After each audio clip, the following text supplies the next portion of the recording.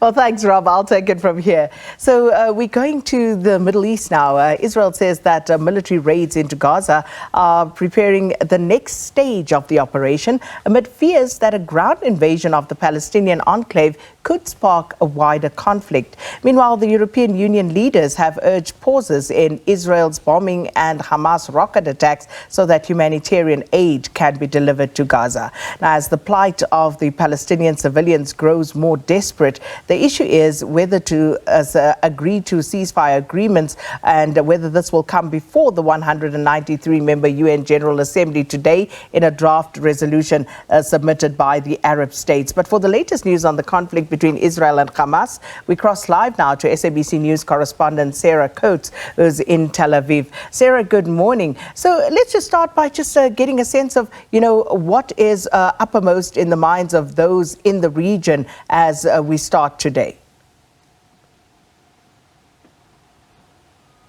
Good morning. Well, look, there are real fears of this conflict spilling over into more of a regional war. What we've seen over the last few hours is the United States coming out to say that it attacked two facilities in the eastern part of Syria that it says belonged to Iran after a number of attacks against US military personnel in both Syria and in Iraq. We do know that one military serviceman did die, apparently from a heart attack due to these rocket alarms, while a number of others were injured. Now, we have heard the Defense Secretary Lloyd Austin, he's spoken out about this, saying that the US does not seek conflict and has no desire to engage in further hostilities, saying that these attacks against US forces are unacceptable and must stop, adding that this attack here, this bombing of these two facilities in eastern Syria, is separate from the ongoing conflict here in the region between Israel and Hamas. So look, certainly a lot of fear that this conflict could spill over, and this is why there's been so much diplomacy, so many world leaders rushing to get to Israel, really in a bid to try and calm things down. Sarah, with regard to the humanitarian crisis that is developing in the Gaza Strip, the ceasefire and the humanitarian corridors, at least some of the draft resolutions, pleading for those. And we've seen the UN Security Council unable to seemingly come together in order to forge a way forward. But what is that situation like at the moment? And what are you hearing from the Gaza Strip with regard to the facilitation of humanitarian aid?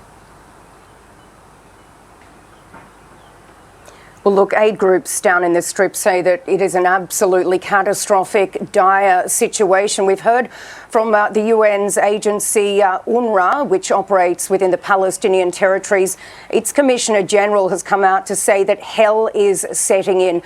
We are hearing that just a trickle of trucks have come through the Rafah crossing, bringing aid like water, food and also medical goods into the Gaza Strip. But look, people working down in these hospitals in the Strip say it is simply not enough. We do understand that around half of the 35 hospitals that do operate in the Gaza Strip have already been forced to close. And look, fuel is a real issue down there. These aid groups continue to push Israel and push other international players to allow fuel through the Rafah crossing. But Israel says that will not happen, fearing that this petrol would fall into the hands of Hamas, which would then be used to attack Israel. So look, it certainly is a dire situation. The death toll, the injury toll growing by the minute, with rescue workers down in the Strip saying they continue to pull bodies from the rubble. Sarah Coates in Tel Aviv, thanks so much for that. And that's where we'll leave our news at 7. And that particular interview, I don't know why I'm saying the news, because I'm seeing Sarah, because this is actually after the news.